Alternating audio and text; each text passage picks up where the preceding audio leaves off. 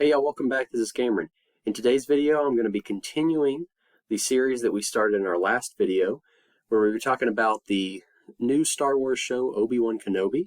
It was a 6-part series that came out on Disney Plus over the last few weeks, and it was really a joy to watch. I think it had a lot of good moments in it.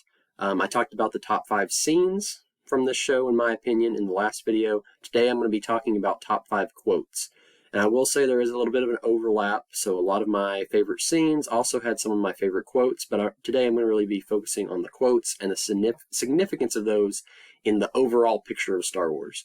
Like I said in the last video, there's definitely going to be spoilers ahead, so if you haven't watched all 6 episodes, I would go ahead and do that before you continue the rest of the video. And just like last time, these are in no specific order of how much I like them. They are in chronological order of how they come up in the show. So here we go, getting started with top 5 quotes, and I will be ending this series in my next video where I'm going to be talking about my top 5 questions that I have following the series, kind of questioning writing decisions and different things that went on. So here we go into the next part of our series. So, like you trained his father. This quote comes from Owen Lars while he is questioning Obi-Wan in the very, very first episode. This kind of turned into a meme on the internet of Owen roasting Obi-Wan in different, situations in Star Wars, but I really, really loved this scene. It's the first interaction that we see with Owen Lars and Obi-Wan here in the middle of the town, and Obi-Wan's, trying to convince Owen to let him train Luke and let him see the boy, all of this stuff, and Owen just comes back with this great, witty remark, and he says it so seriously, like you trained his father, just really demoralizing Obi-Wan. We pan back to his face and he's just, shaken. Because that still haunts Obi-Wan. At this point in the show, we just see this broken down old Jedi who is really disconnected from the Force, and Owen is just piling it on by, saying this. Because we imagine that Obi-Wan's going through a lot right now. He's constantly reminded of everything that he has failed with over the last 10 years. Obviously not being able to save Anakin and him turning into Darth Vader, which he later finds out in the show. But I really, really loved this scene. I thought it was a great way to kind of open the series and just get a picture of how defeated Obi-Wan truly is. Alright, so the next scene that I really, really liked, and the dialogue specifically, was when Obi-Wan is on the truck in episode 3. We talked about this in our last video. And he says, I think I had a brother, I really don't remember him. And a lot of people were putting out videos about how, oh my gosh, Obi-Wan had a Force-sensitive brother. I wonder if anything will come out about him in, canon. I read into this scene and into this quote as, he's referring to Anakin as his brother. He had a brother. He doesn't really remember him now.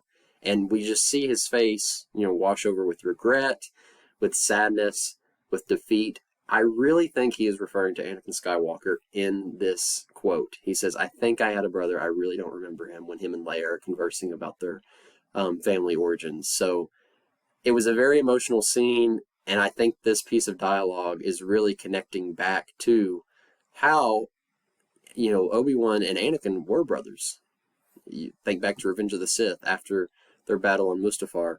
You were my brother, Anakin. I loved you. And Obi-Wan is crying. He is very upset that they have been torn apart with the dark side in this way. And I really, really like this quote. I think that's what it's paralleling to. If it's not, I could be completely wrong on that. And it could mean that there is a Force-sensitive Kenobi somewhere out there in the galaxy that's not Obi-Wan. I really view it as this, that it was, kind of referring to Anakin in that way. Next quote that I really liked was in part 5, so episode 5. This is during the flashback scene that we see in episode 5 that kind of runs throughout the entire episode, when Obi-Wan says to Anakin, your need to prove yourself is your undoing.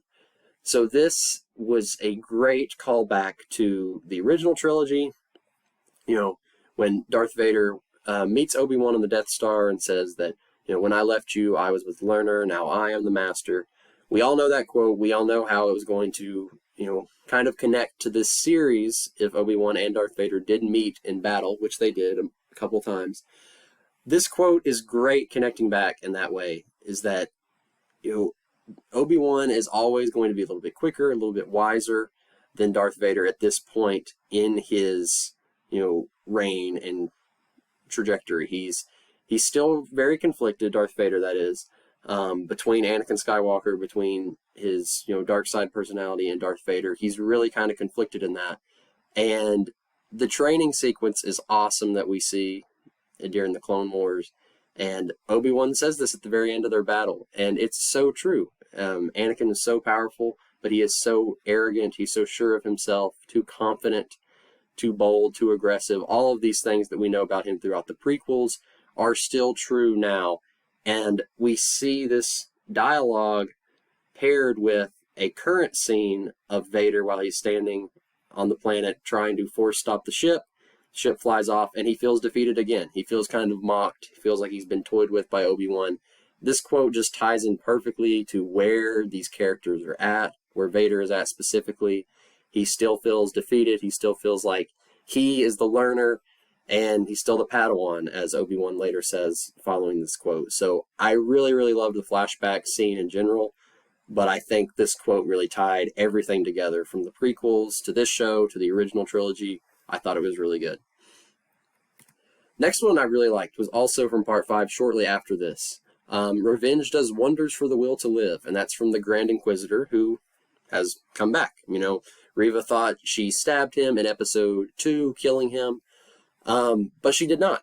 The Grand Inquisitor comes back. Vader was kind of pulling the strings behind the scenes the whole time with this, which I thought was a great touch. Following the battle that Reva and Vader have, where Vader just dominates her, we see the Grand Inquisitor walk back in and open with this line, and it was so, so good. And I think this is a multi-layered quote in Star Wars in general. Revenge does wonders for the will to live.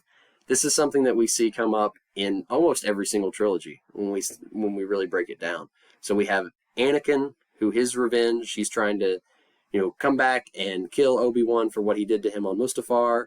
We constantly see revenge, being battled with in the sequel trilogy, where we have, Kylo Ren, where we have Rey, she's trying to fight him. Her dark side comes out. We see this Luke battling with this in the original trilogy. So we really see that theme of revenge come out through the entire saga of Star Wars. So I thought this was a great quote from the Grand Inquisitor, and it was just an awesome sequence to see him walk back in after Reva has been defeated by Vader in Episode 5.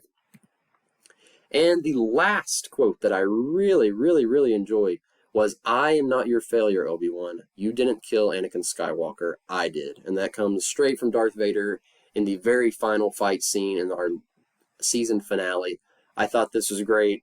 Vader's, face is exposed, the mask cut. He's going in and out of that, Anakin voice to his Darth Vader voice. And it's just a very, very conflicted image that we see here. But we can tell that Anakin is trying to be suppressed there and trying to let Darth Vader take the forefront and telling Obi-Wan, there's no need to be sorry. I did this to myself. I killed Anakin Skywalker. You did not. You did nothing. I, submitted to the dark side myself. And I thought this was a very powerful sequence.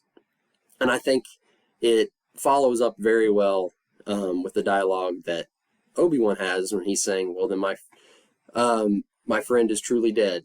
And then he says, see you later, Darth. Paraphrasing here, can't remember the exact line.